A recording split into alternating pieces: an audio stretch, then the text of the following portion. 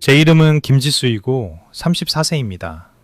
3주 전 부모님은 우리 가족의 집을 25억 원에 매각했습니다. 그 집은 제가 12년 전 3억 원을 투자했던 집이었죠. 하지만 부모님은 그 돈을 단 한 푼도 남김없이 언니에게 주었습니다. 제가 제 몫에 대해 물었을 때 어머니의 대답은 간단했습니다. 언니의 새로운 출발을 축하해줘야지. 3억 원. 할머니께서 제게 남겨주신 유산 전액이 그렇게 사라진 것입니다. 하지만 그들이 계산에 넣지 못한 것이 하나 있었습니다. 저는 서류를 보관하고 있었습니다. 2012년에 서명된 합의서로 집이 팔릴 경우 집값의 40%를 제게 주겠다는 약속이 담긴 서류였죠. 그들은 그것이 그저 가족 간의 형식적인 종이 쪼가리라고 생각했습니다. 누가 가족을 상대로 소송을 걸겠어? 라고 생각했겠죠. 제가 전화 한 통을 건 지 1시간 만에 부동산 중개인이 저에게 연락을 해왔습니다. 매매는 동결되었습니다. 부모님은 지금 이 상황을 감당하지 못하고 계십니다. 다음 이야기를 하기 전에 이 이야기가 어떻게 끝나는지 정말 궁금하시다면 잠시 시간을 내어 좋아요와 구독을 눌러주세요. 그리고 여러분이 어디서 보고 계신지, 그곳은 몇 시인지 댓글로 남겨주세요. 정말 궁금하네요. 제가 왜 그 서류를 가지고 있었는지, 그리고 부모님은 왜 제가 그것을 가지고 있다는 사실을 잊었는지 이해하려면 제가 22살이었던 2012년 여름으로 돌아가야 합니다. 그때 저는 여전히 가족은 절대 서로를 배신하지 않는다고 믿고 있었습니다. 서울에서 자라면서 저는 항상 믿음직한 딸이었습니다. 저보다 4살 위인 언니 김지영은 학교 생활에 적응하지 못했고 대학에서도 전공을 여러 번 바꾸다 2번이나 휴학한 끝에 결국 사용하지도 않을 학위를 땄습니다. 언니는 24살이라는 이른 나이에 자동차 영업을 하는 박민호라는 남자와 결혼했습니다. 곧 2아이가 태어났고 어느새 지영 언니는 항상 도움이 필요한 사람이 되었습니다. 반면 저는 서울 소재의 명문대를 수석으로 졸업하고 회계학 학위를 받았습니다. 졸업하자마자 국내 굴지의 회계법인인 한울회계법인에 채용되었죠. 대학 졸업 후 부모님께 단 한 푼도 손 벌리지 않았습니다. 그리고 그 점이 저를 가족의 ATM으로 만들었습니다. 패턴은 뻔했습니다. 언니에게 위기가 닥칩니다.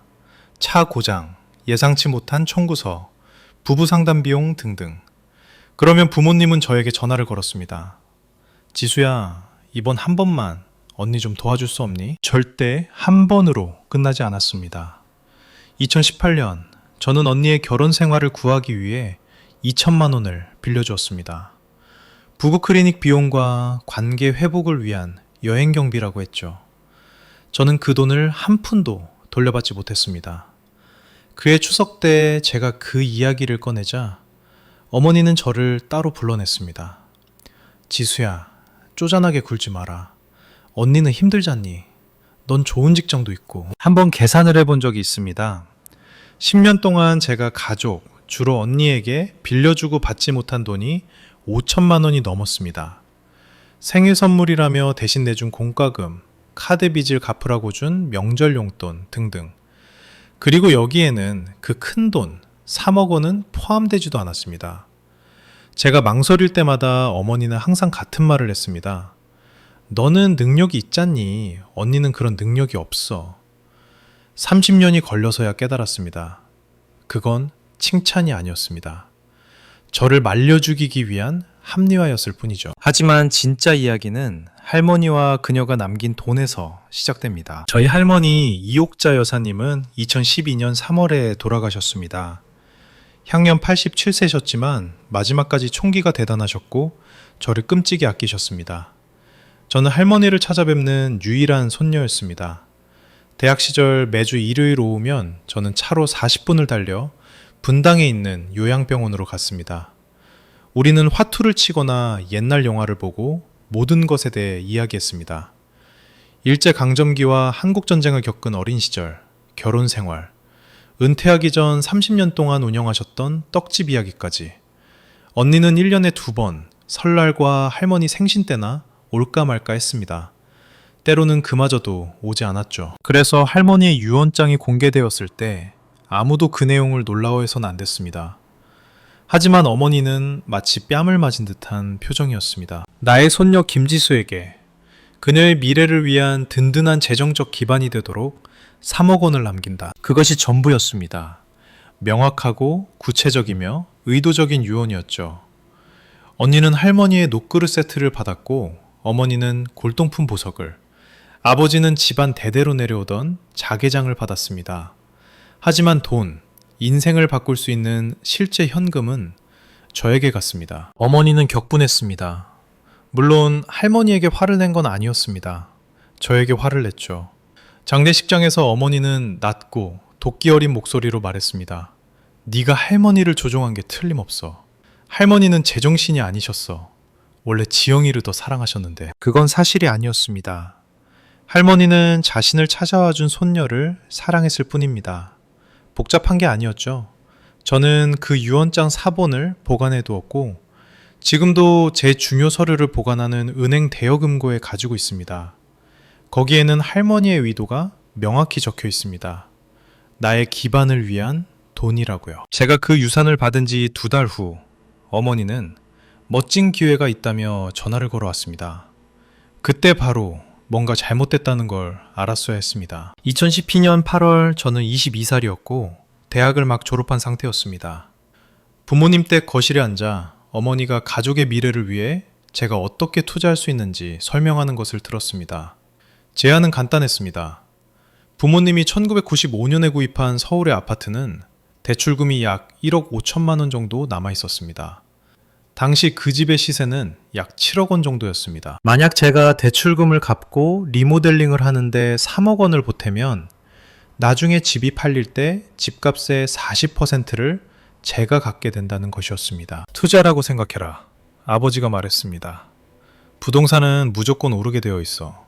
돈도 벌고 가족도 돕는 거야. 어머니가 거들었습니다. 할머니도 이걸 원하셨을 거야. 저는 망설였습니다. 3억 원은 제가 가진 전부였습니다.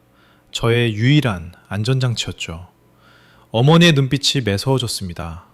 지수야, 우리를 못 믿니? 우린 네 부모야. 그날 밤 저는 가장 친한 친구인 수진에게 전화를 걸었습니다. 대학 1학년 때부터 친하게 지낸 친구로 가족 외에 제 유산에 대해 아는 유일한 사람이었습니다. 적어도 서면으로 남겨. 수진이 말했습니다. 뭐라도 좋아. 내키네라도 적어. 그래서 저는 서류를 요구했고 부모님은 비웃었습니다. 좋아. 어머니가 눈을 흘기며 말했습니다.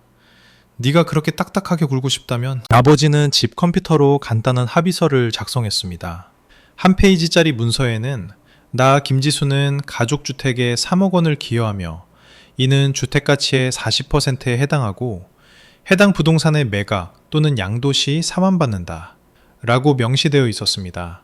부모님 2분 다 서명하고 인감도장을 찍었습니다. 날짜는 2012년 8월 15일. 저는 원본을 우리은행 대여금고에 보관했습니다. 1년에 10만 원 정도의 수수료가 들었죠. 제가 쓴 돈 중 가장 가치 있는 10만 원이었습니다. 12년 후 그 종이 한 장이 모든 것을 바꾸게 됩니다. 안정적이라고 생각되는 삶을 구축하느라 바쁜 사이 시간은 흘러갔습니다. 저는 회계법인에서 주니어 회계사에서 시니어 재무분석가로 승진했습니다. 공인회계사 KICPA 자격증도 땄고 마포구에 있는 괜찮은 오피스텔로 이사했고 노후자금도 마련하며 모든 것을 올바르게 해나갔습니다. 언니의 삶은 다른 길로 갔습니다. 언니와 형부 사이에는 2016년에 태어난 딸 민지와 2019년에 태어난 아들 준호가 있었습니다. 언니는 다시 일터로 돌아가지 않았습니다. 애들이 집에 있는 엄마를 필요로 해. 언니는 그렇게 말하곤 했습니다.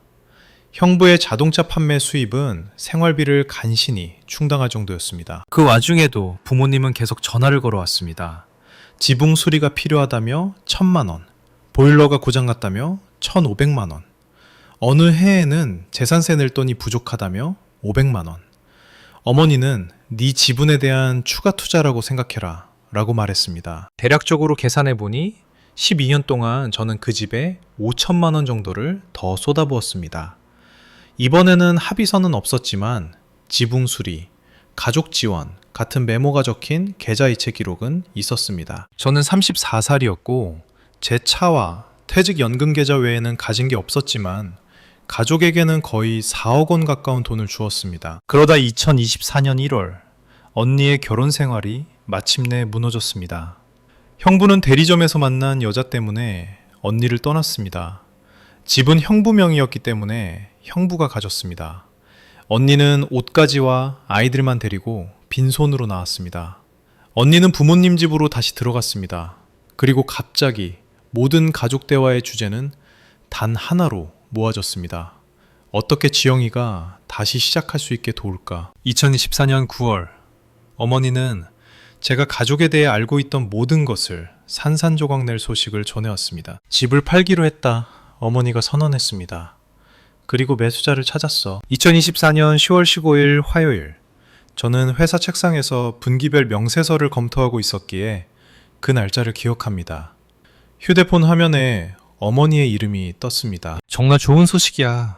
어머니의 목소리는 거의 노래하듯 들렸습니다.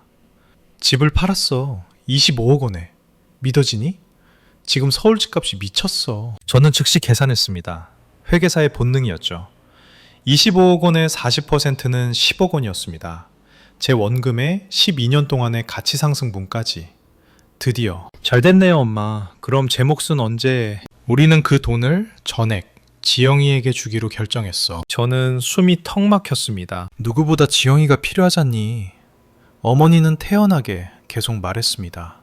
불쌍한 게 이혼하고 빈털터리가 됐어. 새 집을 구할 계약금이랑 다시 일어설 자금이 필요해. 이게 지영이에게 새로운 출발이 될 거야. 엄마, 제 목소리는 거의 속삭임에 가까웠습니다. 제 몫은요? 제가 넣은 3억 원은요? 침묵이 흐른 뒤 들어본 적 없는 차갑고 무시하는 듯한 단호한 어조가 들려왔습니다. 그건 가족에 대한 네 기여였어, 지수야. 우리에 대한 투자였고. 넌 혼자서도 잘 살잖아. 직업도 있고 집도 있고.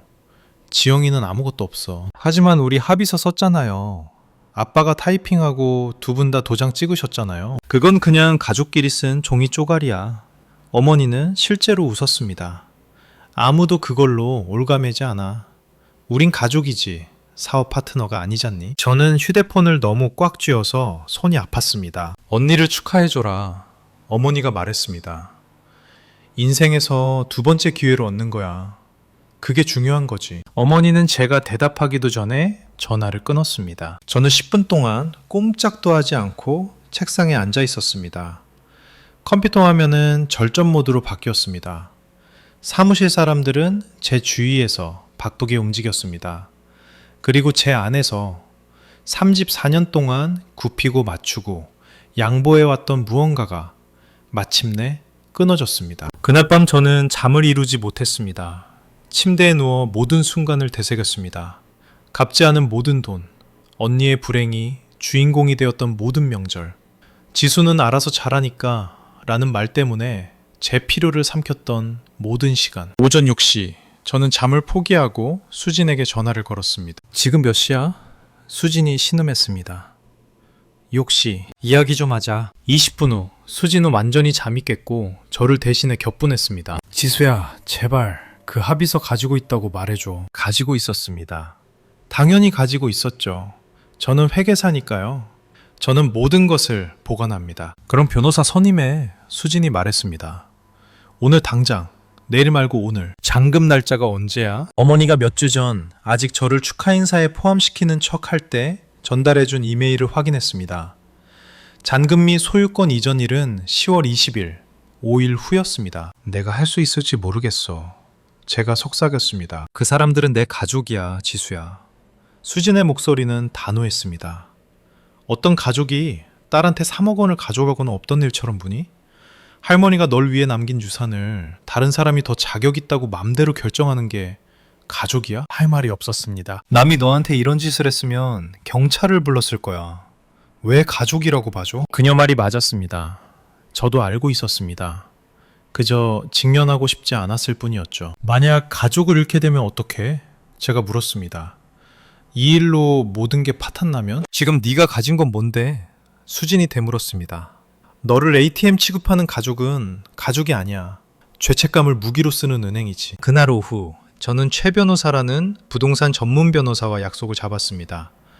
제 인생 처음으로 저는 저 자신을 선택했습니다. 최 변호사의 사무실은 서초동 고층 빌딩 14층에 있었고 통유리 창으로 서울 시내가 내려다 보였습니다. 그는 40대 중반에 관자놀이에 흰머리가 희끗했고 수십 년간 최악의 상황에 처한 사람들을 봐온 듯한 차분한 분위기를 풍겼습니다. 저는 그에게 세 가지 서류를 건넸습니다. 부모님의 인감도장이 찍힌 2012년 합의서, 제 3억 원 이체 내역이 담긴 은행 명세서, 그리고 할머니의 유언장 사본. 그는 침묵 속에 서류를 2번 읽었습니다. 김지수 씨, 그가 마침내 서류를 내려놓으며 말했습니다. 한국법에 따라 이 합의서는 법적 효력이 있습니다. 저는 24이었습니다. 숨을 참고 있었다는 것도 몰랐습니다. 양 당사자가 서명하고 날인했습니다. 그가 계속했습니다. 기여금액, 소유 지분율, 상환 조건이 명시되어 있습니다. 화려하진 않지만 집행 가능합니다. 어머니는 그게 그냥 가족끼리 쓴 종이라고 했어요. 아무도 그걸 문제 삼지 않을 거라고요. 최 변호사는 거의 미소 지을 뻔했습니다.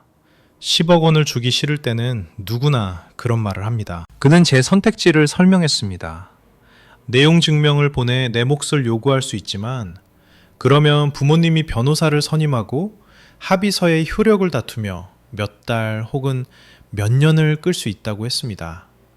아니면 잔금날까지 기다렸다가 법적 대리인과 함께 나타나 직접 권리를 주장하는 방법이 있었습니다. 소유권 분쟁이 정당하게 제기되면 매매는 진행될 수 없습니다. 어떤 걸 추천하시나요? 제가 물었습니다. 잔금일이 3일 남았습니다. 최 변호사가 말했습니다. 확실한 걸 원하신다면 반박할 수 없는 서류를 들고 소유권 분쟁을 해결해야 할 법적 의무가 있는 증인들 앞에서 나타나는 겁니다. 전화기 너머로 들리던 어머니의 목소리가 떠올랐습니다.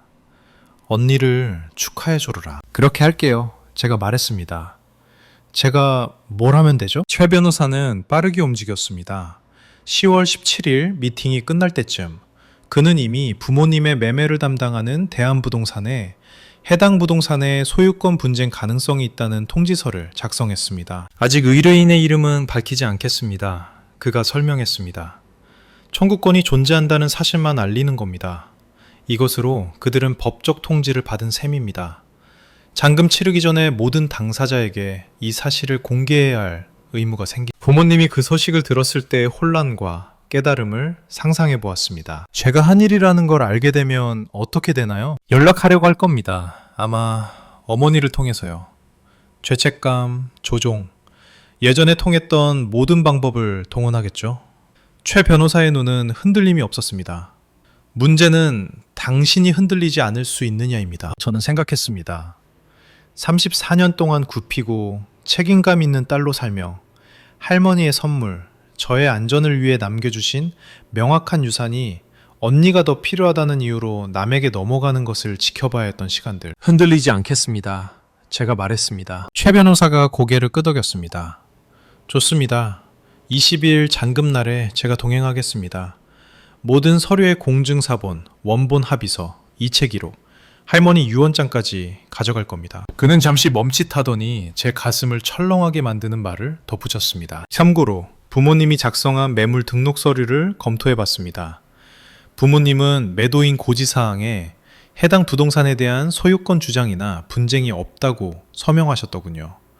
즉, 부모님은 당신과의 합의를 완전히 잊었거나 고의로 누락했다는 뜻입니다. 그의 표정은 중립적이고 전문적이었습니다. 어느 쪽이든 그분들은 사실이 아닌 법적 구속력이 있는 문서에 서명했습니다. 그분들에게 좋지 않은 상황입니다. 잔금날은 3일 뒤였습니다. 가족들은 제가 간다는 사실을 전혀 몰랐습니다. 제가 합의서를 가지고 있다는 것도, 그들의 25억 원짜리 매매가 중단될 위기에 처했다는 것도 몰랐습니다. 솔직히 저는 무서웠습니다. 10월 17일 오후 후보시 47분 전화가 울렸습니다. 엄마, 받지 말까 하다가 그들이 뭘 알고 있는지 알아야 했습니다. 지수야, 어머니의 목소리는 밝았지만 인위적이었습니다. 연락돼서 다행이다. 잔금 끝나고 작은 축하 파티를 할 거야. 언니 새 집들이 겸해서. 아직 집은 못 구했지만 너도 올 거지? 파티? 파티를 계획하고 있었습니다. 언제인데요? 저는 목소리를 평온하게 유지하며 물었습니다. 전입 1일. 서류 정리 다 끝나고 바로. 온 가족이 모일 거야. 이모, 고모부 다 오신다. 우리가 지영이의 새 출발을 얼마나 기뻐하는지 몰라. 저는 눈을 감았습니다. 가보도록 노력할게요. 그래, 잘 생각했다. 아, 그리고 지영이가 너한테 개인적으로 고맙다고 하고 싶대. 네가 항상 곁에 있어줘서 고맙다고. 제 유산을 가져가게 해줘서 고맙다는 말이겠죠? 참 관대하시네. 전화를 끊고 저는 아파트에 혼자 앉아 분노가 밀려오는 것을 느꼈습니다. 뜨거운 분노가 아니었습니다. 더 차갑고 명확한 분노였습니다. 상황을 있는 그대로 직시할 때 찾아오는 그런 분노였죠. 그날 밤 언니에게서 문자가 왔습니다. 지수야, 이해해줘서 고마워. 무리한 부탁인 거 알지만 넌 항상 든든한 동생이었잖아. 내 동생이 날 지지해주지 않으면 어떡하겠어. 사랑해. 언니는 내 3억 원에 대해 알고 있었을까요? 내 유산으로 파티를 한다는 걸 알고 있었을까요? 곧 알게 될 것입니다. 잔금까지 3일. 부모님은 이 일이 끝났다고 생각했습니다. 제가 제 역할을 받아들였다고 생각했죠. 착한 딸, 가족의 ATM, 항상 굽히는 사람. 그들은 제 인생 처음으로 제가 굽히지 않는다는 걸, 이제 막 굴레를 벗어던지려 한다는 걸 전혀 몰랐습니다. 10월 18일, 잔금 2일 전. 저는 옛날 사진첩을 가져온다는 핑계로 부모님 댁에 들렀습니다. 어머니는 미용실에 가셨고 아버지는 골프를 치러 가셨습니다. 언니만 뒷마당에서 아이들을 보고 있었죠. 제 옛방에서 사진을 챙기고 있는데 얇은 벽 너머로 언니의 목소리가 들렸습니다. 통화 중이었고 웃고 있었습니다. 아니야, 지수는 문제 안 일으켜. 걔는 너무 착해서 탈이지. 지수 어떤 애인지 알잖아. 저는 얼어붙었습니다. 엄마 말로는 옛날에 지수가 돈을 좀 보탰다는데 그건 아주 옛날 일이잖아. 호랑이 담배 피우던 시절 얘기지. 그리고 솔직히 내가 더 필요하잖아. 난 애들이 있는데. 지수가 돈 쓸 데가 어딨어. 그 오피스텔이랑 지루한 회계 업무밖에 더 있어? 가슴이 조여왔습니다. 돈이 뭐 5억 원 받아도 집 사고 빚 좀 갚으면 얼마 남지도 않아. 아마 다 하고 나면 10억 정도 남으려나? 그래도 그게 어디야. 시작은 할 수 있잖아. 언니는 상대방의 말을 듣느라 잠시 멈췄습니다. 지수는 이해할 거야. 걔는 항상 이해하니까. 그게 걔 특징이잖아. 이해심 많은 동생. 저는 숨도 제대로 쉬지 못하고 가만히 서 있었습니다. 엄마가 그러는데 지수가 옛날에 집에 기여했다고 하는데 뭐 어때? 그건 선물이지. 가족이 가족 돕는 건데 나한테 도움이 더 절실하잖아. 언니는 알고 있었습니다. 제 기여에 대해 알고 있었고 제가 직업과 집이 있다는 이유로, 그리고 언니는 아이들과 문제가 있다는 이유로, 제가 이해심 많은 사람이라는 이유로 그것이 중요하지 않다고 결정해버린 겁니다. 저는 사진첩을 놔두고 나왔습니다. 언니를 쳐다볼 수가 없었습니다. 제가 무슨 말을 해버릴지 저 자신도 믿을 수 없었으니까요. 잔금까지 이틀. 이제 저는 진실을 알았습니다. 언니는 공범이었습니다. 이건 부모님만의 결정이 아니었습니다. 언니의 결정이기도 했죠. 그날 밤 저는 또 잠을 이루지 못했습니다. 새벽 출시에 수진에게 전화를 걸었습니다. 2번 울리기도 전에 받았습니다.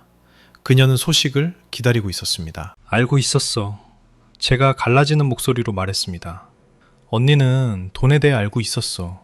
그냥 내가 받을 자격이 없다고 결정한 거야. 오, 지수야. 선물이라고 했어. 가족끼리 돕는 거라고. 저는 씁쓸하게 웃었습니다. 마치 내가 성인이 된 내내 이 가족을 돕지 않았던 것처럼. 수지는 잠시 조용했습니다. 그러다 말했습니다. 마음이 흔들려? 아니라고 말하고 싶었지만 사실은 복잡했습니다. 언니한텐 애가 둘이야. 제가 속삭였습니다. 민지는 8살이고 준호는 5살이야. 애들이 무슨 죄가 있어. 내가 애들을 다치게 하는 거면 어떡해? 그만. 수진의 목소리는 단호했습니다. 넌 그 아이들한테서 아무것도 뺏는 게 아니야. 넌 법적으로 네 것을 찾는 거야. 할머니가 콕 집어서 너한테 남겨준 거. 언니가 훔친 네 유산 없이 아이들을 키울 능력이 안 된다면 그건 언니가 해결할 문제지 네 문제가 아니야. 하지만 모두가 날 미워할 거야. 부모님, 언니, 이모, 고모부들까지. 난 악당이 될 거야. 그럼 그 잘못된 생각으로 널 미워하게 놔두고 넌 10억 원이랑 네 자존감은 챙겨. 수진이 한숨을 쉬었습니다. 지수야, 너 평생 착한 딸로 살았잖아. 그래서 얻은 게 뭐야? 저는 대답하지 않았습니다. 우리 둘 다 알고 있었으니까요. 네가 지금 너 자신을 위해 일어서지 않으면 수진이 계속했습니다. 누가 해줘? 네 돈 훔치려는 엄마? 엄마 말이면 껌복 죽는 아빠? 네 돈으로 파티하려는 언니? 맞는 말이었습니다. 그녀가 옳다는 걸 알았습니다.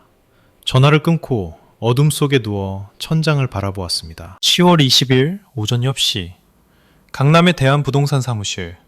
저는 변호사와 그들이 잊고 있던 서류를 들고 그곳에 있을 것입니다. 자, 여기서 잠시 멈추고 여러분께 직접 여쭤보고 싶습니다. 만약 여러분이 이 갈림길에 서 있다면 가족이 평생 여러분을 용서하지 않을 거라는 걸 알면서도 어떻게 하시겠습니까? 잃는 한이 있더라도 내 것을 위해 싸우시겠습니까? 아니면 평화를 위해 포기하시겠습니까? 댓글로 A. 싸운다 또는 B. 포기한다 달 남겨주세요. 그리고 결말이 궁금하다면 구독 버튼을 눌러주세요. 잔금날이 다가옵니다. 잔금날이 십해져서는드려요. 우리연 장정 가자가 하문드니까 오변을 이로문자가 백갈로 시까다면데 잔금날이 정궁기원해주세요. 잔금날이 십해져서는데 복이 달았습니다. 자, 교사님들 이제 다시 이야기로 돌아가겠습니다. 10월 19일 잔금 하루 전 저는 최 변호사 사무실에서 최종 전략회의를 했습니다. 회의 탁자 위에는 서류들이 덮여 있었습니다. 원본 합의서, 공증사본, 은행명세서, 그리고 제가 12년 동안 추가로 기여한 모든 내역을 정리한 타임라인까지. 내일 진행 상황은 이렇습니다. 최 변호사가 법률 메모 패드를 제 쪽으로 밀며 말했습니다. 잔금 및 등기 이전은 오전 10시 강남대한 부동산 사무실에서 진행됩니다. 부모님, 언니, 매수자, 매수자 측 변호사, 법무사까지 모두 그 방에 있을 겁니다. 그리고 제가 가는 건 모르고요. 부동산 측은 소유권 분쟁이 있다는 걸 알고 있습니다. 잔금 전에 모든 당사자에게 알려야 할 법적 의무가 있지만 제가 아직 청구인이 누구인지 밝히지 말아달라고 요청했습니다. 그 사실을 알게 될 어머니의 얼굴을 상상해 보았습니다. 우리가 들어가면 어떻게 되나요? 제가 당신의 법적 대리인으로 소개할 겁니다. 우리는 2012년 합의서와 증빙 서류를 제시할 겁니다. 그 시점에서 법무사는 분쟁이 해결될 때까지 거래를 진행할 수 없습니다. 그리고 나서 최 변호사의 표정은 읽을 수 없었습니다. 그러면 부모님은 선택해야 합니다. 당신의 청구권을 인정하고 배분액을 조정하든가 아니면 잠재적인 소송에 직면하든가. 소송으로 가면 그들은 질 것이고 장기적으로 훨씬 더 많은 비용이 들 겁니다. 저는 천천히 고개를 끄덕였습니다. 아마 사람들 앞에서 저를 조종하려고 할 거예요. 그래서 제가 대부분의 말을 할 겁니다. 당신의 임무는 침착함을 유지하고 말은 최소한으로 하고 서류가 대신 말하게 하는 겁니다. 그날 밤 저는 옷을 골랐습니다. 전문적인 남색 정장 자켓, 흰 블라우스, 검은색 슬랙스. 저는 제 권리를 아는 금융 전문가다운 모습으로 그 방에 걸어 들어갈 것입니다. 내일이면 모든 것이 바뀔 것입니다. 2024년 10월 20일 오전 9시 45분 대한부동산은 강남에 리모델링된 건물 1층에 있었습니다. 통유리창과 노출벽돌. 성공적인 거래가 이루어지는 곳이라고 외치는 듯한 공간이었습니다. 저는 최 변호사와 함께 15분 일찍 도착했습니다. 접수 직원이 우리를 유리벽으로 된 회의실로 안내했는데 그곳에서 다른 당사자들이 도착하는 것을 볼 수 있었습니다. 부모님이 먼저 오셨습니다. 어머니는 크림색 블라우스에 진주 목걸이를 한 중요한 모임 차림이었습니다. 아버지는 스포츠 코트 차림에 불편한지 계속 옷깃을 잡아당겼습니다. 그들은 회의실에 있는 저를 보지 못했습니다. 중개인 정 실장님과 웃으며 이야기하느라 바빴으니까요. 다음으로 언니가 도착했습니다. 제가 몇 달 동안 본 것 중 가장 잘 꾸민 모습이었습니다. 풀 메이크업에 머리도 하고 랩 원피스에 힐을 신었더군요. 벌써부터 새 주방 페인트 색깔 이야기를 하고 있었습니다. 그 다음은 매수자인 이 선생님 부부. 60대로 보이는 집을 줄여 이사하려는 부부였습니다. 가죽 가방을 든 그들의 변호사도 있었습니다. 마지막으로 서류 뭉치를 든 법무사가 도착했습니다. 모두 자리에 앉았습니다. 언니는 부모님 사이에 앉아 거의 빛이 나고 있었습니다. 언니가 방을 둘러보다 마침내 저를 발견했습니다. 지수야, 언니는 혼란스러워 보였습니다. 네가 여기 웬일이야? 어머니의 고개가 저에게 획 돌아갔습니다. 순간 어머니의 눈에 무언가가 스쳤습니다. 불확실성, 두려움. 가족을 지원하려고 왔어요. 제가 차분하게 말했습니다. 이쪽은 제 변호사, 최 변호사님입니다. 최 변호사는 정중하게 고개를 끄덕였지만 아무 말도 하지 않았습니다. 아버지의 미간이 찌푸려졌습니다. 변호사? 변호사가 왜 필요해? 중개인 정 실장이 헛기침을 하며 서류를 불안하게 뒤적거렸습니다. 시작하기 전에 사실 짚고 넘어가야 할 문제가 있습니다. 방 안이 매우 조용해졌습니다. 어머니의 미소는 흐트러지지 않았지만 눈은 차갑게 변했습니다. 정 실장은 다른 곳에 있고 싶은 표정이었습니다. 이틀 전 이 부동산과 관련된 잠재적인 소유권 분쟁 통지를 받았습니다. 정 실장은 어머니의 눈을 피하며 말했습니다. 거래를 진행하기 전에 이러한 청구사항을 해결해야 할 법적 의무가 있습니다. 어머니는 깨지는 듯한 과장된 소리로 웃었습니다. 소유권 분쟁이라니?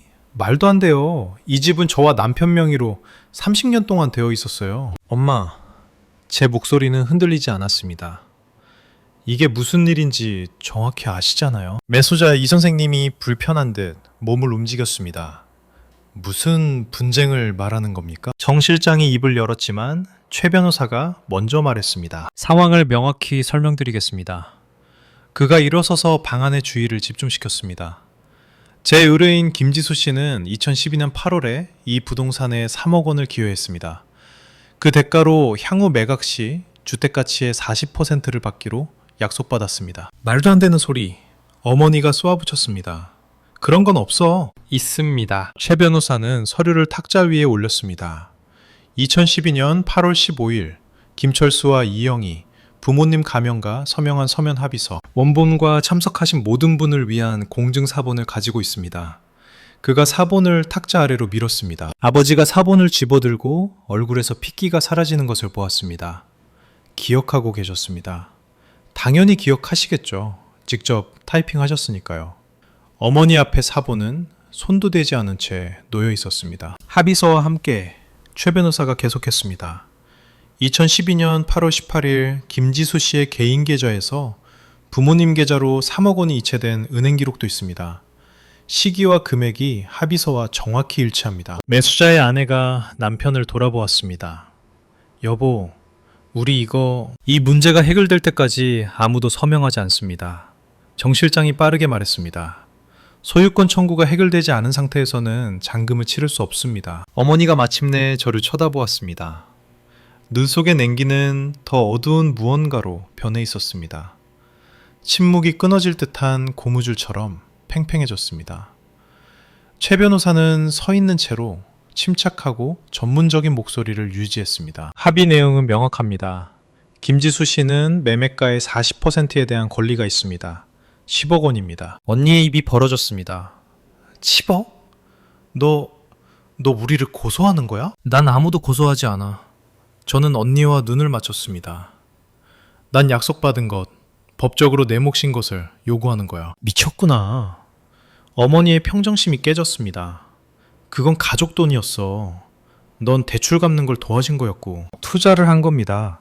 제가 정정했습니다. 그리고 두 분 서명이 들어간 서류로 증명할 수 있고요. 아빠 도장도 있죠. 아버지는 한마디도 하지 않았습니다. 그는 잿빛이 된 얼굴로 합의서만 뚫어져라 쳐다보고 있었습니다. 여보, 나 이거 기억나. 내가 직접 쳤잖아. 당신 그만해요. 지수가 서류로 남겨달라고 한 게 맞았어. 아버지가 거의 혼잣말처럼 계속했습니다. 그땐 유난 떤다고 생각했는데 걔가 맞았어. 정 실장이 조심스럽게 중립적인 어조로 끼어들었습니다. 두 분, 저는 이 서류를 처음 봅니다. 매도인 고지사항에는 공개되지 않았습니다. 중요하지 않으니까요. 어머니의 목소리가 커졌습니다. 그냥 지수 마음 편하게 해주려고 써준 거예요. 아무도 이런 가족 일을 진지하게 받아들이지 않는다고요. 최 변호사의 눈썹이 살짝 올라갔습니다. 법원은 진지하게 받아들입니다, 사모님. 이 문서는 법적 효력이 있는 계약의 모든 요건을 충족합니다. 따님은 정당한 소유권을 가지고 계십니다. 매수자 이 선생님이 탁자에서 물러났습니다. 정 실장, 이게 해결되기 전까지 우린 진행 못합니다. 우리가 걱정했던 게 딱 이런 문제예요. 충분히 이해합니다. 정 실장이 말했습니다. 분쟁이 해결될 때까지 잔금 절차를 보류하겠습니다. 보류. 취소는 아니지만 거의 취소나 다름없었습니다. 어머니의 얼굴에 충격, 분노, 불신, 그리고 그 밑바닥에 깔린 제가 한 번도 본 적 없는 감정, 두려움이 스쳐 지나갔습니다. 어머니는 끝나지 않았습니다. 돈 때문에 이러는 거니? 어머니가 탁자 너머로 몸을 기울이며 목소리가 갈라졌습니다. 네 가족한테? 널 키워주고 널 위해 모든 걸 희생한 사람들한테 낯선 사람처럼 구는 거니? 엄마는 제 3억 원을 존재하지 않는 취급하셨잖아요. 제가 대답했습니다. 집 내놓은 것도 말 안 하고 언니한테 몽땅 주기로 결정하셨고요. 넌 필요 없으니까 너 좀 봐라. 직업도 있고 집도 있고 인생이 있잖아. 지영이는 아무것도 없어. 언니한텐 38년 동안 모든 필요를 다 맞춰준 부모님 두 분이 계시잖아요. 심장이 쿵쿵 뛰었지만 제 목소리는 안정적이었습니다. 저는 제가 10억 원을 받을 빚이 있다는 서류가 있고요. 서로 가진 게 다르네요. 언니가 울음을 터뜨렸습니다. 어떻게 나한테 이럴 수 있어. 내 아이들한테. 나 방금 이혼했어, 지수야. 난 아무것도 없다고. 이 탁자 위에 25억 원이 있습니다. 최 변호사가 차분하게 끼어들었습니다. 제 의뢰인의 정당한 몫을 제하고도 여전히 15억 원이 남습니다. 상식적으로 그게 아무것도 없는 건 아닙니다. 어머니가 최 변호사에게 획 돌아섰습니다. 당신이 상관할 바 아니에요. 이건 가족 문제입니다. 따님이 저를 법적 대리인으로 선임하셨을 때 제 업무가 되었습니다. 최 변호사의 어조는 흔들림이 없었습니다. 두 분이 명백히 무시하려고 했던 권리를 보호하는 업무 말입니다. 매수자가 일어섰습니다. 오늘 서명 안 합니다. 정 실장, 해결되면 연락 주시오. 그와 아내는 말없이 나갔습니다. 변호사가 뒤따르며 문 앞에서 멈췄습니다. 이 사실을 고지하셨어야 했습니다. 단순히 매매 무산으로 끝나지 않을 수도 있습니다. 어머니가 저를 돌아보았습니다. 진짜인지 연기인지 모를 눈물로 눈이 젖어 있었습니다. 네가 다 망쳤어. 속이 시원하니? 시원하진 않아요. 제가 조용히 말했습니다. 하지만 더 이상 털리지도 않을 거예요. 회의실은 비어갔습니다. 매수자는 떠났고 법무사는 짐을 챙기고 있었습니다. 하지만 가족들은 범죄를 저지른 사람을 둘러싸듯 제 주위에 남아 있었습니다. 언니가 제 팔을 잡았습니다. 네가 무슨 짓을 했는지 알아? 내 아이들이 이 돈 필요해. 네 조카들이라고. 앤들이 조금도 걱정 안 돼? 저는 팔을 뺐습니다. 민지와 준호는 안정된 미래를 가질 자격이 있어. 하지만 그게 이모 돈을 훔쳐서 만들어지면 안 되지. 훔쳐? 언니의 목소리가 날카로워졌습니다. 엄마가 네가 집 사는 거 도와준다고 했다며. 네가 기여하고 싶어 했다며. 나는 집이 팔릴 때 40%를 돌려받는다는 약속하에 3억 원을 기여했어. 그건 자선이 아니야, 언니. 투자지. 그리고 난 그거 증명할 서류가 있어. 넌 22살이었잖아. 네가 잘못 이해했겠지. 난 회계학 학위를 가진 대졸자였어. 내가 뭘 서명하는지 정확히 알고 있었고 엄마 아빠도 그랬어. 아버지가 마침내 입을 열었습니다. 지수야, 제발 변호사나 남들 안 끼고 우리끼리 해결할 수 없겠니? 저는 그를 쳐다보았습니다.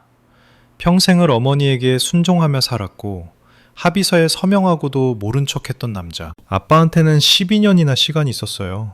제가 말했습니다. 12년 동안 집을 판다고 말할 기회가 있었고 지수야, 네 몫에 대해 이야기하자 라고 할 기회가 있었어요. 안 하셨잖아요. 제 돈을 언니한테 주고 제가 착해서 가만히 있길 바라셨잖아요. 저는 가방을 챙겨 일어났습니다. 협상할 용의는 있어요. 제가 말했습니다. 내 10억 원을 받고 빠지겠어요. 하지만 죄책감 때문에 내 것을 포기하진 않을 거예요. 더 이상은요. 최 변호사는 나가면서 어머니에게 명함을 건넸습니다. 어머니는 받지 않았습니다. 명함은 어머니가 받아들이기를 거부한 백기처럼 탁자 위로 팔랑거며 떨어졌습니다. 제가 나온 지 1시간 후 전화가 울렸습니다. 발신자는 대한부동산이었습니다. 김지수 씨, 정 실장입니다. 네? 상황을 알려드리려고요. 그녀는 지쳐 보였습니다. 소유권 분쟁이 해결될 때까지 매매는 공식적으로 동결되었습니다. 매수자분들이 진행을 꺼리고 계십니다. 부모님이 잘 대처하지 못하고 계시겠죠. 어머니는 오해라고 주장하고 계시고 아버지는 빨리 해결할 방법이 없냐고 묻고 계십니다. 있죠. 제가 말했습니다. 제 40% 지분을 인정하고 그에 맞춰 지급액을 조정하면 됩니다. 정 실장은 잠시 침묵했습니다. 제가 이 일을 15년 동안 했습니다. 김지수 씨. 부동산 때문에 가족끼리 싸우는 거 많이 봤지만 가족의 3억 원 기여분을 고지하는 걸 깜빡했다는 경우는 처음 보네요. 정말 잊으셨다고 생각하세요? 또다시 아무도 안 물어보길 바라셨던 것 같네요. 저는 생각했습니다.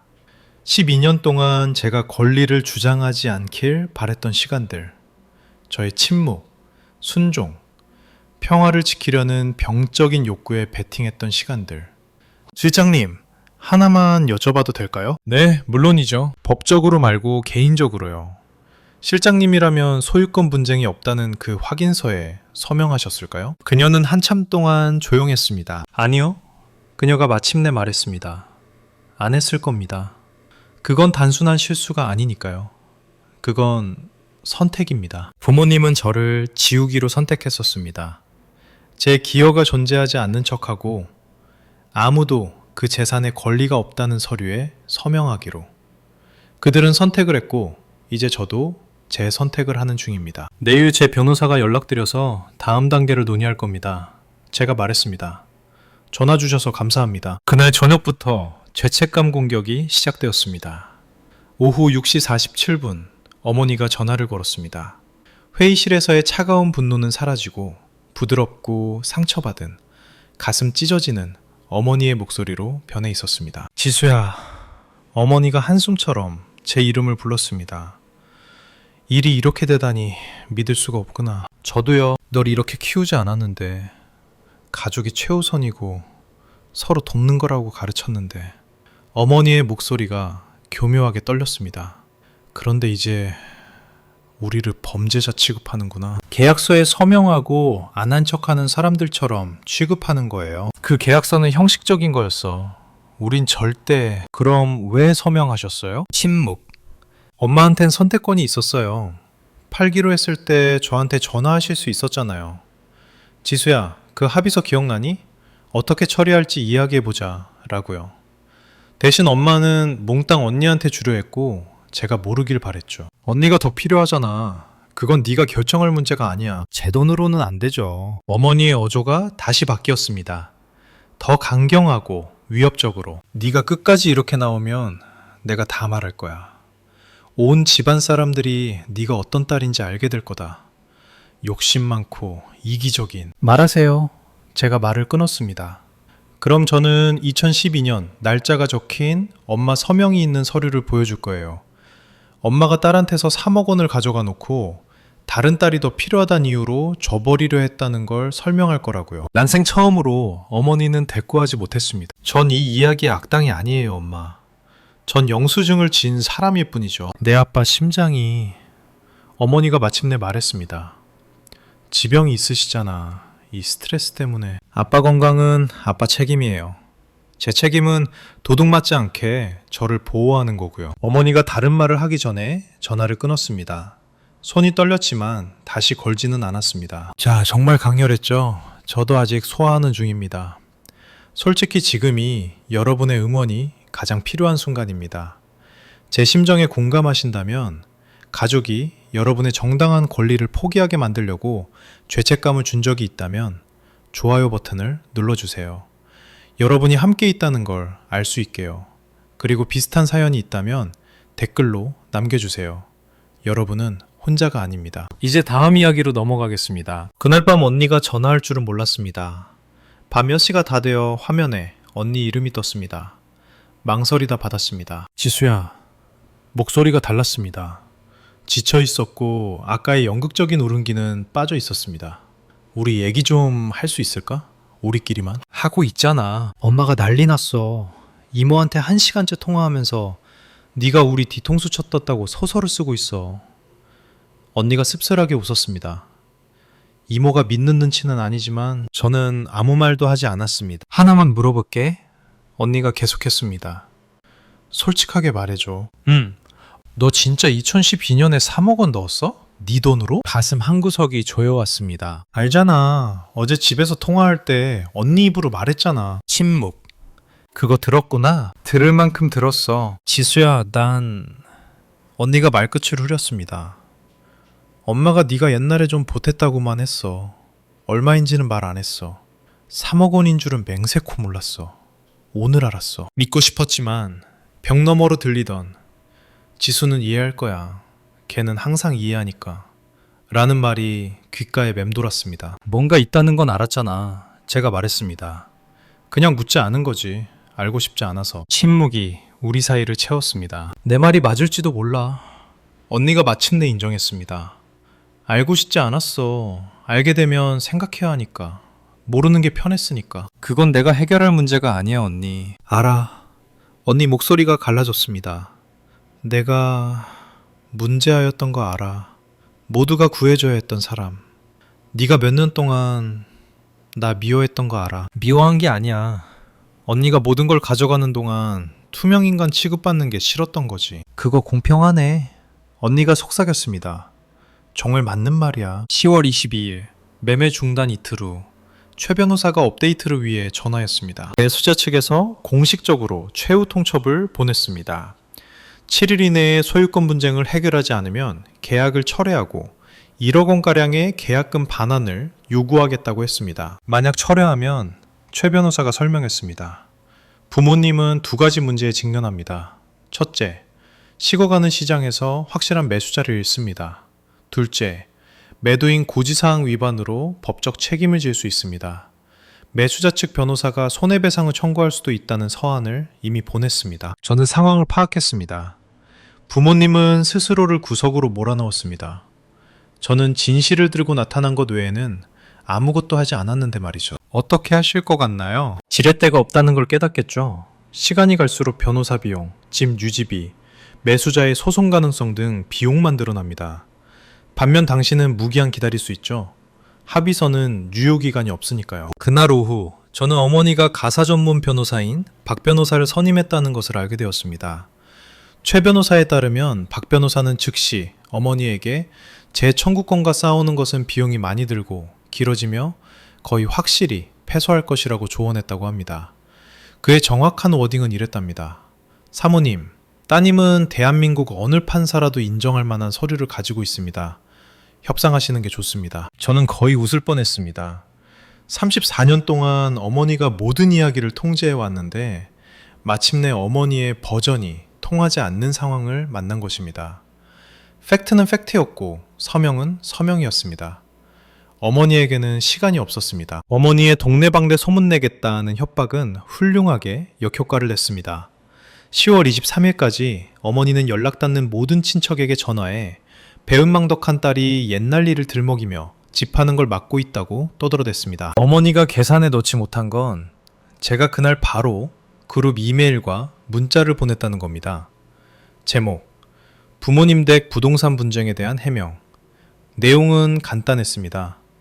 양측 서명이 있는 2012년 합의서 첨부, 제 3억 원 이체 내역 첨부. 저는 40% 소유권을 약속받고 이 돈을 투자했습니다. 집이 팔리면 제 몫이 언니에게 갈 예정이었습니다. 저는 약속받은 것을 요구하는 것뿐입니다. 반응은 빨랐습니다. 어머니의 여동생인 이모가 그날 저녁 전화를 걸어왔습니다. 지수야, 이모는 널 믿는다. 목소리는 따뜻하고 단호했습니다. 내 엄마 할머니 유산 정리할 때도 비슷한 짓 했었어. 자기 것 아닌 걸 내놓으라고 우겼지. 네가 언니보다 더 많이 받은 게 불공평하다면서 엄마 폐물을 탐냈어. 내가 변호사 부르겠다고 으름장을 놓고서야 물러섰단다. 저는 몰랐던 사실이었습니다. 저는 수년간 저만이 어머니를 제대로 보고 있다고 생각했었습니다. 다음은 아버지의 형제인 큰아버지가 전화하셨습니다. 내 아빠가 전화해서 너 좀 타일러 달라고 하더구나. 내가 서류를 봤는데 타일러야 할 사람은 너네 아빠라고 해줬다. 가족 내 여론이 바뀌고 있었습니다. 어머니는 증거 없이 사람들이 당신 말만 믿을 거라 생각했지만 제가 말 그대로 영수증을 들이밀 줄은 몰랐던 겁니다. 넌 혼자가 아니야. 이모가 전화를 끊기 전 말해주었습니다. 우리가 어떻게 도와야 할지 몰랐을 뿐이란다. 10월 24일 아버지가 전화를 했습니다. 어머니의 지시 없이 아버지가 먼저 연락한 건 처음이었습니다. 지수야, 목소리가 무겁고 지쳐 있었습니다. 이야기 좀 할 수 있을까? 너랑 나만? 퇴근길 운전 중이었고 서울의 저녁 교통체증 속에 있었습니다. 저는 주차장에 차를 세우고 시동을 껐습니다. 듣고 있어요. 사과해야 할 것 같아서. 아버지가 잠시 멈췄고 떨리는 숨소리가 들렸습니다. 많은 사과를 해야겠지만 이번 일은 특히 더 그렇구나. 저는 기다렸습니다. 2012년에 그 종이에 서명했지. 내가 직접 타이핑했고 기억난다. 아버지의 목소리가 갈라졌습니다. 그러고는 네 엄마가 그게 중요하지 않다고 네가 그냥 넘어갈 거라고 설득하게 내버려뒀어. 왜요, 아빠? 몇 달 동안 품고 있던 질문이 터져 나왔습니다. 왜 엄마가 그러게 두셨어요? 내가 겁쟁이라서 그렇다, 지수야. 인정의 말이 우리 사이에 감돌았습니다. 네 엄마는 기가 세잖니. 그리고 살다 보니 엄마가 틀렸을 때조차도 싸우는 것보다 동의하는 게 더 쉽다는 걸 배웠어. 틀렸다는 걸 알면서도. 그건 겁쟁이가 아니에요, 아빠. 공범이죠. 아버지는 흐느낌 비슷한 소리를 냈습니다. 내 말이 맞다. 35년 결혼 생활 동안 쉬운 길만 택했고 그 대가를 내 딸들이 치렀구나. 무슨 말씀이세요? 네 돈을 받을 수 있게 하겠다. 아직 방법은 모르겠지만 네 엄마는 여전히 버티고 있지만 이번에는 네가 빈손으로 끝나게 두지 않을 거다. 다신 안 그래. 전 약속보다 더 확실한 게 필요해요, 아빠. 안다. 목소리가 침착해졌습니다. 내 인생 처음으로 옳은 일을 하려고 한다. 비록 내가 대가를 치르더라도 믿고 싶었습니다. 그럴 수 있을지 확신이 없었지만요. 10월 26일 최 변호사 사무실. 회의실 분위기는 장금날과는 달랐습니다.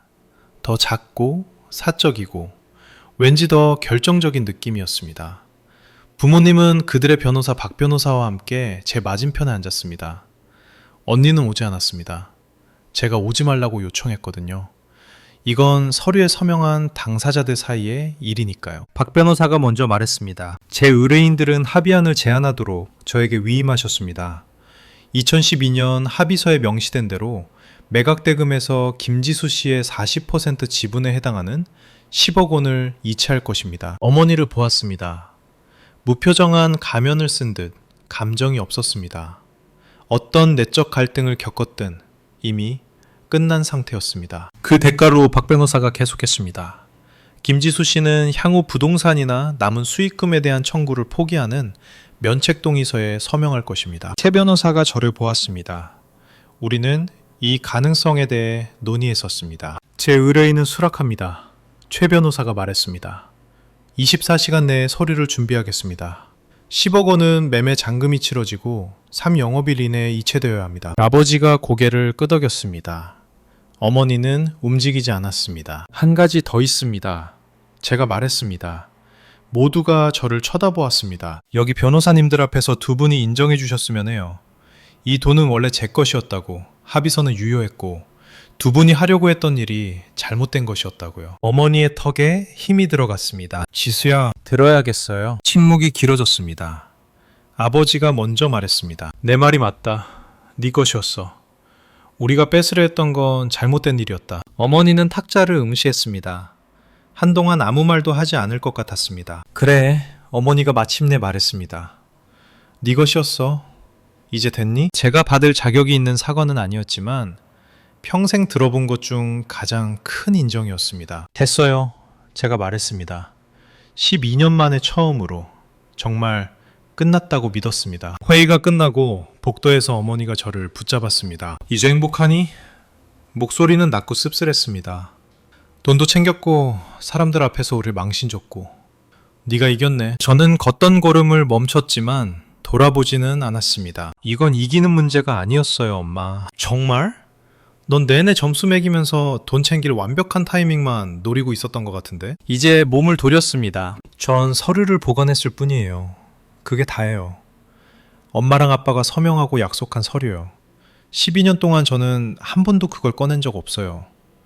이자를 달라고 한 적도, 수리비나 세금으로 낸 돈에 대해 불평한 적도 없어요. 때가 되면 두 분이 옳은 일을 할 거라고 믿었으니까요. 그리고 난 안 그랬지. 어머니의 목소리가 흔들렸습니다. 알아요. 계속 말 안 하셔도 돼요. 엄마한테 상처 주려는 게 아니에요. 왜 제가 이렇게 해야 했는지 설명하려는 거예요. 저는 숨을 골랐습니다.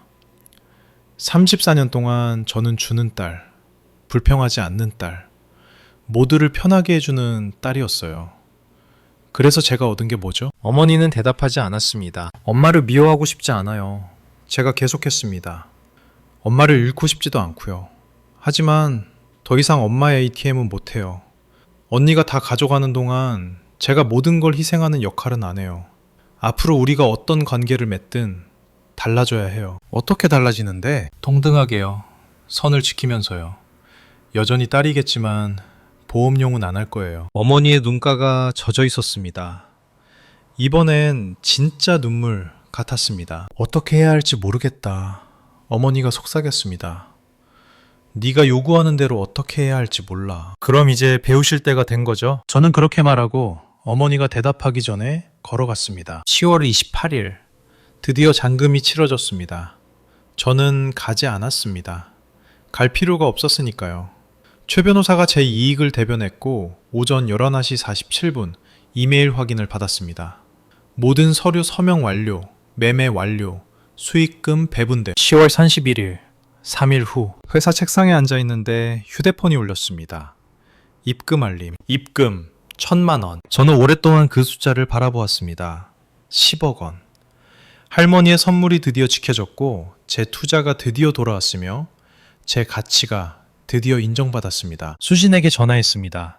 끝났어. 기분이 어때? 생각해 보았습니다. 예상만큼 기쁘지는 않았습니다. 승리감도 아니었고요.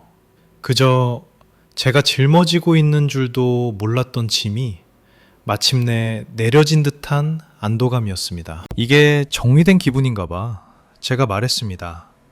불꽃놀이는 없고 그냥 조용하네. 그날 저녁 저는 결정을 내렸습니다. 돈의 일부인 5천만 원을 떼어 할머니의 이름을 딴 작은 장학기금을 만들기로 했습니다. 이옥자 재단, 저소득층 여대생을 위한 장학금. 열심히 일하고 규칙을 따르지만 때때로 간과되는 저 같은 젊은 여성들을 돕기 위해서요. 어쨌든 할머니는 제가 기반을 갖기를 바라셨으니까요. 이제 그 선물을 다른 사람에게 전할 수 있습니다. 다음날 아침 재단 설립을 위해 연락했을 때 담당자가 이유를 물었습니다. 아무도 믿어주지 않을 때 할머니는 저를 믿어주셨어요. 제가 든든한 출발을 하길 원하셨죠. 이제 그 기회를 다른 사람에게 주고 싶습니다. 아름답네요, 김지수 씨. 아름다웠을지도 아니면 그저 옳은 일이었을지도 모릅니다. 어느 쪽이든 할머니가 기뻐하셨을 것 같았습니다. 2025년 1월 3개월이 지났습니다. 제 삶은 달라졌습니다. 극적으로는 아니지만 의미 있게 달라졌죠. 저는 여전히 하늘회계법인에 다니지만 드디어 2년 동안 미뤄왔던 연봉 인상을 요구했습니다. 15% 인상과 지난 분기 성과급까지 받았습니다. 삶의 한 부분에서 헐값 취급받기를 거부하면 다른 모든 부분에서도 거부하게 되더군요. 저는 마포구에 아파트를 샀습니다. 방 2개에 한강이 보이고 커피를 마시며 비오는 서울을 볼 수 있는 작은 베란다가 있는 집입니다. 제 명의로 된 내 공간, 내 미래입니다. 나머지 돈은 대부분 인덱스 펀드, 연금, 비상금 등 지루하고 책임감 있는 곳에 투자했습니다. 할머니가 하셨을 법한 선택이죠. 가족 역학관계와 경계 설정을 전문으로 하는 심리상담도 시작했습니다. 상담은 힘들었습니다. 34년 동안의 착한 사람 컴플렉스, 자신을 작게 만들기, 사랑이 희생을 의미한다고 믿었던 시간들을 파헤쳐야 했으니까요. 가장 힘든 건 3번째 상담 때 제가 말했습니다. 가족이 실수로 그런 게 아니라는 걸 받아들이는 거예요. 그들은 알고 있었어요. 그냥 제가 너무 착해서 막지 못할 거라고 믿었던 거죠. 그게 어떤 기분이 드나요? 화나고 슬프고 자유로워요. 저는 잠시 멈췄습니다. 주로 자유로워요. 선생님이 고개를 끄덕였습니다. 애도하고 계신 겁니다, 지수씨. 돈이나 원했던 가족관계뿐만 아니라 충분히 주면 상황이 나아질 거라고 믿었던 과거의 자신을 애도하는 거죠. 과거의 저는 바보였어요. 과거의 당신은 생존자였습니다. 해야 할 일을 했을 뿐이에요. 이제는 다른 걸 할 수 있게 된 거고요. 다르다는 말 참 좋게 들렸습니다. 시작처럼 들렸으니까요. 가족과의 관계는 새로운 형태로 정착했습니다.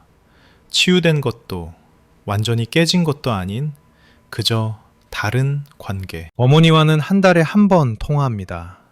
짧고 피상적인 대화입니다. 어머니는 제대로 사과하지 않았고 저도 기대하지 않게 되었습니다. 하지만 더 이상 돈을 요구하지 않고 언니와 비교하지 않고 저를 관리해야 할 자원으로 취급하지 않습니다. 아마 이게 최선이겠죠? 받아들이는 법을 배우고 있습니다. 아버지는 더 노력하셨습니다. 손으로 쓴 2장짜리 편지를 보내셨는데 나서야 할 때 침묵했던 모든 순간을 사과하셨습니다. 유려하진 않았지만 솔직했습니다. 둘이서 저녁을 한 번 먹었는데 저를 자랑스럽다고 하셨습니다. 더 자주 말했어야 했는데 아버지가 커피를 마시며 인정하셨습니다. 지금부터 하시면 돼요. 제가 말했습니다. 그리고 정말 그러고 계십니다. 놀라운 건 언니였습니다. 12월에 문자가 왔습니다. 나 치과에서 파트타임으로 일해. 8년 만에 첫 직장이야. 알려줘야 할 것 같아서. 잘 됐네 언니. 진심이야. 일주일 뒤 또 문자가 왔습니다. 작은 빌라 전세 구했어. 생각보다 작지만 내 집이야. 내 돈으로 구했어. 내 돈. 이걸 자랑스러워하는 게 바보 같니? 전혀 바보 같지 않아. 크리스마스 이브에 언니가 전화를 했습니다. 우리는 1시간 동안 몇 년 만에 처음으로 진짜 대화를 나눴습니다. 아이들 이야기, 새 직장 이야기, 바닥부터 다시 시작하는 게 얼마나 힘든지에 대해. 나 너 질투했던 것 같아. 언니가 인정했습니다. 넌 항상 잘해냈잖아. 그게 싫었어. 난 잘해낸 게 아니야. 그냥 숨기는 걸 잘했던 거지. 우린 생각보다 닮았는지도 모르겠다. 그럴지도. 새 아파트에 앉아 이 이야기를 전하고 있습니다. 화요일 저녁이네요. 빗방울이 창문을 두드리고 도시의 불빛이 안개 사이로 빛납니다. 벽에는 심플한 검은 액자에 2012년 합의서가 걸려 있습니다. 2개의 서명, 하나의 약속, 모든 것을 바꾼 종이 한 장. 사람들은 가끔 묻습니다. 그만한 가치가 있었냐고. 스트레스, 갈등, 몇 달간의 가족 불화, 다시 돌아가도 똑같이 할 거냐고 묻는다면 대답은 예, 언제나 예입니다. 10억 원이라는 돈 때문만은 아닙니다. 물론 나쁠 건 없죠. 그 싸움이 저에게 가르쳐 준 것 때문입니다. 34년 동안 저는 좋은 딸이 된다는 건 네라고 말하고 주고 다른 사람들이 더 많은 공간을 차지할 수 있도록 나를 지우는 것이라고 믿었습니다. 충분히 인내하고 친절하고 이해하면 가족이 언젠가 저를 봐주고 가치 있게 여기고 선택해 줄 거라 생각했습니다. 그들은 그러지 않았습니다. 절대 그러지 않았을 겁니다. 제가 그러지 않도록 가르쳤으니까요. 그 합의서는 제 유산만 지킨 게 아닙니다. 저를 구했습니다. 제가 가치 있다는 증거였고 제 기여가 중요하며 제가 보호받을 자격이 있다는 증거였습니다. 비록 보호하는 주체가 저 자신이어야 했을지라도요. 만약 이 이야기를 보고 계신 여러분이 비슷한 상황이라면 사랑해야 할 사람들로부터 이용당하고 있다면 제 말을 들어주세요. 기록을 남기세요. 영수증을 보관하세요. 모든 합의, 약속, 기여에 대한 증거를 남기세요. 그리고 더 중요한 것은 여러분 자신이 싸울 가치가 있는 존재라고 믿으세요. 저는 10억 원이 있어서 이긴 게 아닙니다. 마침내 저 자신을 선택했기 때문에 이겼습니다. 그게 할머니가 제게 남겨주신 진짜 유산입니다. 돈뿐만 아니라 제가 공간을 차지하고 선을 긋고 온전히 보여질 자격이 있다는 깨달음. 그리고 누구도, 심지어 가족이라도 그걸 뺏을 수는 없습니다. 심리학적 관점에서 제 이야기는 많은 가족이 겪는 희생양 대 골든차일드, 편애받는 아이의 역학을 보여줍니다. 한 아이는 짐을 지도록 강요받고 다른 아이는 결과로부터 보호받을 때 두 아이 모두 고통받습니다. 책임감 있는 아이는 사랑이 조건부라고 배우고 보호받는 아이는 회복 탄력성을 기르지 못하죠. 3가지 교훈을 얻으셨으면 합니다. 첫째, 누군가를 사랑한다고 해서 그들이 당신을 착취하게 두라는 뜻은 아닙니다. 경계는 벽이 아닙니다. 당신이 여닫을 수 있는 문입니다. 둘째, 기록은 불신이 아닙니다. 명확함입니다.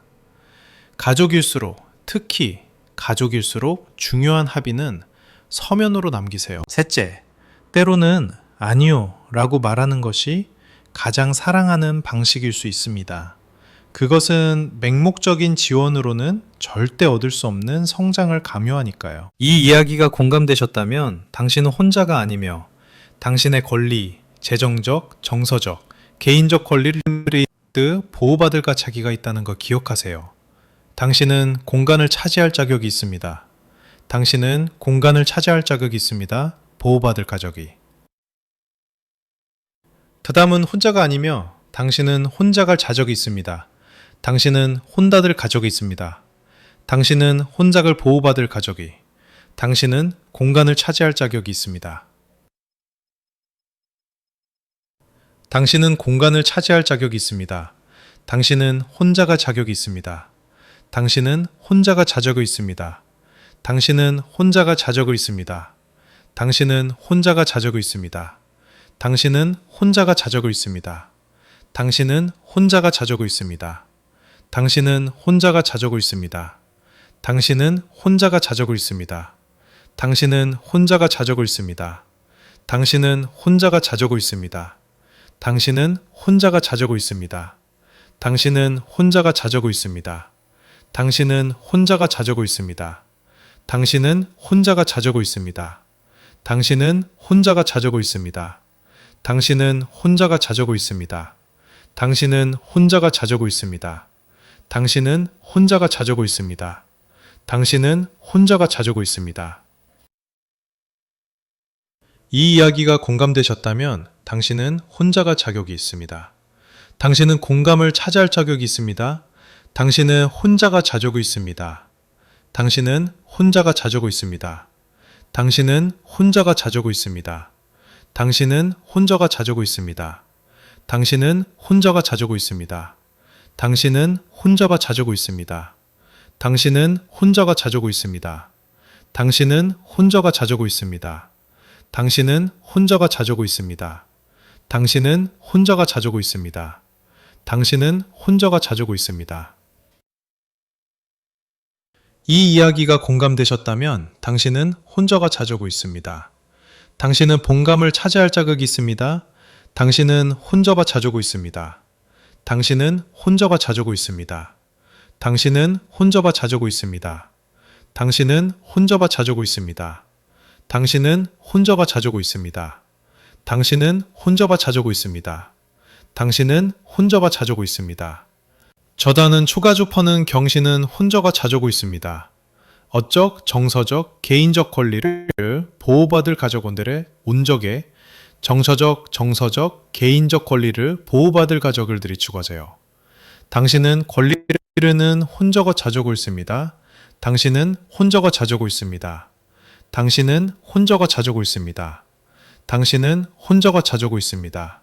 당신은 혼자가 자격이 있습니다. 당신은 혼자가 자격이 있습니다. 당신은 혼자가 자격이 있습니다. 당신은 혼자가 자격이 있습니다. 당신은 혼자가 자격이 있습니다. 당신은 혼자가 자격이 있습니다. 당신은 혼자가 자격이 있습니다. 당신은 혼자가 자격이 있습니다. 당신은 혼자가 자격이 있습니다. 당신은 모늘 도약을 파들 김정은 박오수고요. 그 당신은 보호받을 만들 쪼가시고요. 당신은 보호받을 가족을 키우겠습니다 마들. 보호받을 가치가 있다는 것을 기억하세요. 당신은 공간을 차지할 자지가 있습니다. 는 공간을 차지할 자격이 있습니다. 끝까지 들어주셔서 감사합니다. 이 이야기가 의미 있었다면, 가족 내에서 지수와 같은 존재였다면 좋아요와 구독을 눌러주세요. 그게 이 이야기들이 중요하다는 걸 제가 알 수 있는 방법입니다. 아래 설명란 재생 목록에 저처럼 일어서서 선을 긋고 자신을 되찾은 사람들의 더 많은 이야기가 있습니다. 다음 시간까지 자신을 잘 돌보세요. 당신은 그럴 자격이 있으니까요.